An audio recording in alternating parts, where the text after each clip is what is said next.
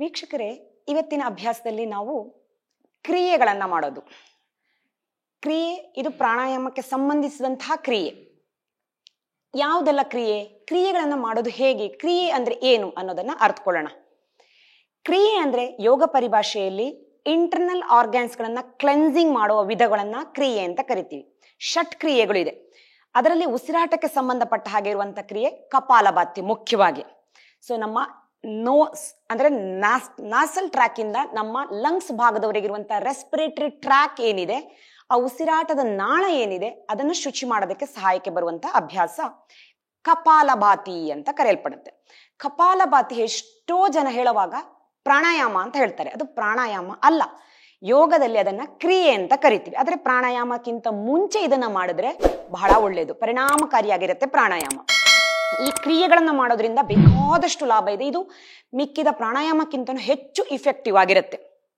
So ಈ ಕ್ರಿಯೆಯಲ್ಲಿ ಕಪಾಲಭಾತಿ ಹೇಗ್ ಮಾಡೋದು, ಯಾರು ಮಾಡಬೇಕು ಅನ್ನೋದನ್ನ ಹೇಳ್ತಾ ಹೋಗೋಣ.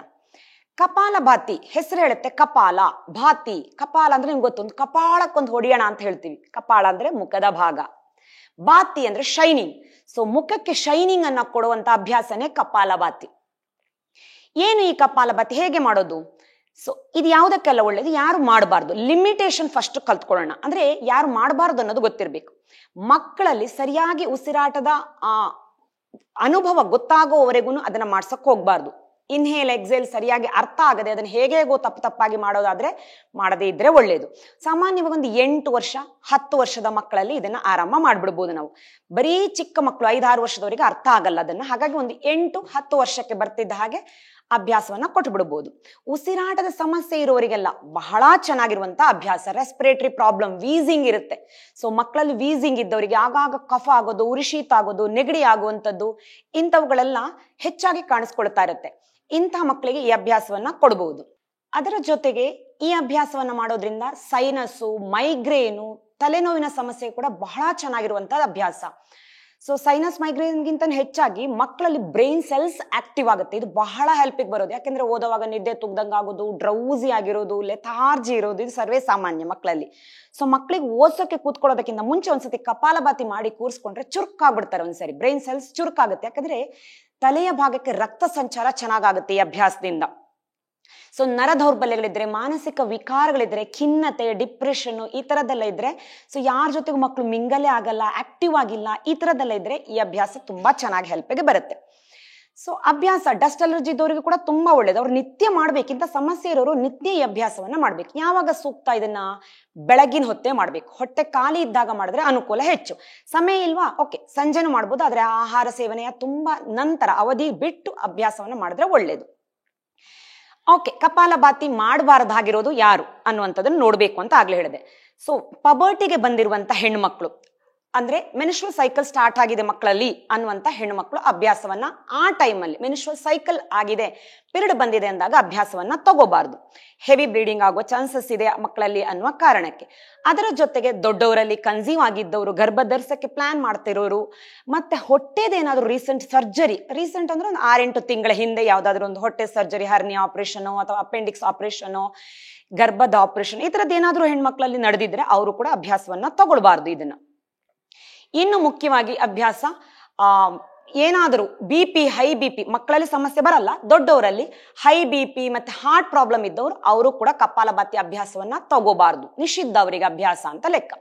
ಸೊ ಮಿಕ್ಕುಳಿದವರೆಲ್ಲ ಅಭ್ಯಾಸವನ್ನ ತಗೊಳ್ತೀವಿ ನಾವು. ಅಭ್ಯಾಸ ಕಡ್ಡಾಯವಾಗಿ ಬೆನ್ನು ನೇರ ಇರುವ ಸ್ಥಿತಿಯಲ್ಲಿ ಇರಬೇಕು ನೋಡಿ ಅಪ್ಪ ಇದಕ್ಕೆ. ಹಾಗಾಗಿ ಕಷ್ಟ ಆದ್ರೂ ನರೆಗಳಿಗೆ ವಜ್ರಾಸನದಲ್ಲಿ ಕೂತೇ ರೂಢಿ ಮಾಡಬೇಕು. ವಜ್ರಾಸನದಲ್ಲಿ ಕೂತ್ಕೋಬೇಕು. ಮಂಡಿಯಿಂದ ಕಾಲು ಮಡಚಿ ಕೈಯನ್ನ ಆದಿ ಮುದ್ರೆ ಮಾಡ್ಬೋದು ಅಥವಾ ಯಾವ ಮುದ್ರೆನಾದ್ರೂ ಹಿಡಿಬಹುದು. ಕೈಯನ್ನ ನಾನು ಆದಿ ಮುದ್ರೆ ಅಂದ್ರೆ ಮುಷ್ಟಿ ಮಾಡ್ಕೊಳ್ಳೋದು. ಹೆಬ್ಬೆರಳು ಒಳಕ್ ಹಾಕಿ ಮಿಕ್ಕಿದ ಬೆರಳು ಮುಷ್ಟಿ ಮಾಡಿ ತೊಡೆಗೆ ಕೆಳಮುಖವಾಗಿ ತೊಡೆಯ ಮಧ್ಯದಲ್ಲಿ ಹೀಗೆ ಮಂಡಿಗಿಡಬಾರ್ದು, ಬೆನ್ನು ಗೂನಾಯ್ತು ಅವಾಗ. ಸೊ ಹಾಗಾಗಿ ಮಧ್ಯ ಭಾಗಕ್ಕೆ ಇಟ್ಕೊಂಡು ಎದೆ ವಿಶಾಲ ಮಾಡಿ ನಿಲ್ಲಿಸ್ಕೊಂಡೆ. ಇಲ್ಲಿ ನಾವು ವಿಗೋರಸ್ ಆಗಿ ಮಾಡೋದು ಅಂತ ನೋಡಿರ್ತೀವಿ. ಕಪಾಲಭಾತಿ ಅಂದ್ರೆ ವೇಗವಾಗಿ ಮಾಡೋದು, ಫೋರ್ಸ್ ಆಗಿ ಮಾಡೋದು ಅಂತ. ಬಟ್ ಹೇಗೆ ಮಾಡೋದು? ಹಂಗನ್ಬಿಟ್ಟು ನಾವು ಭುಜ ಎಲ್ಲ ಕುಣಿಸ್ತಾ ಇರ್ತೀವಿ. ತಪ್ಪು, ಅದು ತಪ್ಪು. ಎದೆಯ ಭಾಗ ಅಪ್ಲಿಫ್ಟ್ ಆಗ್ಲೇಬಾರ್ದು ಕಪಾಲಭಾತಿ ಮಾಡುವಾಗ. That is a wrong pattern. ಹೊಟ್ಟೆ ಮುಂದೆ ಹಿಂದೆ ಫ್ಲಾಪ್ ಆಗೋದು ಮಾತ್ರ, ಹೊಟ್ಟೆಯ ಚಲನೆ ಬಿಟ್ರೆ ಎದೆ ಅದರ ಜೊತೆಗೆ ಸಣ್ಣದಾಗಿ ಚಲನೆ ಆಗುತ್ತೆ ವಿನಃ ನಾವಾಗಿ ವಾಲಂಟರಿ ಆಗಿ ಮಾಡಬಾರ್ದು. ಮುಖದ ಹಾವಭಾವದಲ್ಲಿ ಯಾವುದೇ ವ್ಯತ್ಯಾಸ ಆಗ್ಬಾರ್ದು. ಮೇಲ್ಭಾಗ ನೋಡಿದ್ರೆ ಕಪಾಲಭಾತಿ ಮಾಡ್ತಿದೀವಿ ಅಂತಾನೆ ಗೊತ್ತಾಗಲ್ಲ, ಆ ರೀತಿಯಲ್ಲಿ ಇರಬೇಕು. ಸೊ ಒಂದ್ 2 ಸುತ್ತು ಮಾಡ್ತಾ ತೋರಿಸ್ತೀನಿ. ಆಗ ಗಂಟಲಿನಿಂದ ಸ್ವರ ಬಂದ್ರೆ ಬಹಳ ಉತ್ತಮ. ಗಂಟಲಿಂದ ಸ್ವರ ಬರ್ತಾ ಇಲ್ಲ ಅಂದ್ರೂ ಪರವಾಗಿಲ್ಲ.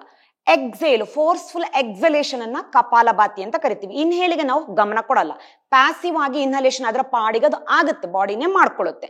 ಸೊ ಹಾಗಾಗಿ ಇನ್ಹಲೇಷನ್ ಮಾಡೋದಕ್ಕೆ ನಾವೇನು ಗಮನ ಕೊಡಬೇಕಾದಿಲ್ಲ.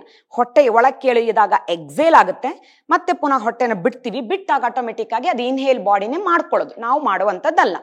ಸೊ ಫೋರ್ಸ್ಫುಲ್ ಆಗಿ ಹೇಗೆ ಮಾಡೋದು, ಗಂಟಲಿಂದ ಸ್ವರ ಹೊರಡಿಸ್ಕೊಂಡು ಮಾಡಕ್ಕೆ ಪ್ರಯತ್ನಿಸ್ತೀನಿ ನಾನು.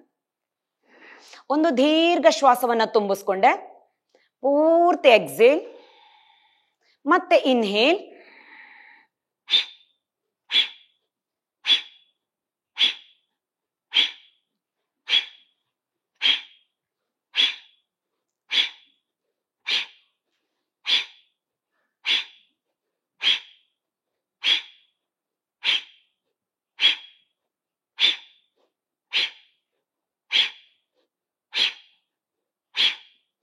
ಈ ರೀತಿಯಲ್ಲಿ ನಿಧಾನಕ್ಕೆ ಅಭ್ಯಾಸವನ್ನ ಸೆಕೆಂಡಿಗೆ 1 ಸ್ಟ್ರೋಕ್ಸ್ ನಂತೆ ಅಭ್ಯಾಸ ಮಾಡ್ತಾ ಹೋದ್ರೆ ಸುಲಭ ಆಗುತ್ತೆ, ಮತ್ತೆ ತುಂಬಾ ಹೊತ್ತು ಮಾಡಕ್ಕಾಗುತ್ತೆ. ತುಂಬಾ ಹೊತ್ತು ಮಾಡಿದ್ರೆ ನಮ್ಗೆ ರಿಸಲ್ಟ್ ಜಾಸ್ತಿ ಸಿಗುತ್ತೆ. ಒಂದು ಕೇವಲ ಕುಂಭಕ ಸ್ಥಿತಿ ಸಿಗುತ್ತೆ, ಉಸಿರು ತನ್ನಿಂತಾನೆ ನಿಲ್ಲುವ ಸ್ಥಿತಿ, automatic retention of the breath state ಸಿಗುತ್ತೆ. ಅದರಲ್ಲಿ ಮನಸ್ಸು ಹಾಯಾಗಿರುತ್ತೆ, ಥಾಟ್ ಪ್ರೊಸೆಸ್ ಸ್ಲೋ ಡೌನ್ ಆಗುತ್ತೆ. ಆ ಸ್ಟೇಟ್ ಅನ್ನ ನಮ್ಗೆ ತುಂಬಾ ಹೊತ್ತು ಅಭ್ಯಾಸ ಮಾಡಿದ್ರೆ ತಗೋಬಹುದು. ವೇಗವಾಗಿ ಮಾಡಬಾರ್ದಾ, ಮಾಡಬಹುದು, ಆದ್ರೆ ತುಂಬಾ ಶಕ್ತಿ ಕುಂದುತ್ತೆ, ಮಾಡಕ್ಕಾಗಲ್ಲ. ಅಬ್ಡಾಮಿನಲ್ ಮಸಲ್ಸ್ ಸಪೋರ್ಟ್ ಮಾಡಲ್ಲ ಅಷ್ಟು ನಮ್ಗೆ. ವೇಗ ಮಾಡೋದಕ್ಕಿಂತ ನಿಧಾನ ತುಂಬಾ ಹೊತ್ತು ಮಾಡೋದು ಉತ್ತಮ. ನಾವು ಮಾಡಿದಾಗ ನೀವು ಗಮನಿಸಿದ ಹಾಗೆ ಮೇಲ್ಭಾಗದಲ್ಲಿ ಯಾವುದೇ ಬದಲಾವಣೆಗಳಾಗ್ಲಿಲ್ಲ. ಭುಜವನ್ನ ಎತ್ತಬಾರ್ದು, ಈ ರೀತಿ ಮುಖವನ್ನ ಈ ರೀತಿ ವಿಕಾರ ಮಾಡೋ ಹಾಗಿಲ್ಲ. ಕಪಾಲಭಾತಿಯಲ್ಲಿ ಜಸ್ಟ್ ಹೊಟ್ಟೆ ಒಳಕ್ ಹೋಗ್ತಿದೆ, ಬ್ರೆತ್ ಹೊರಕ್ ಹೋಗ್ತಿದೆ. ವೇಗ ಹೆಚ್ಚಿಸ್ಕೊಳ್ತಾ ಹೋಗ್ತೀನಿ.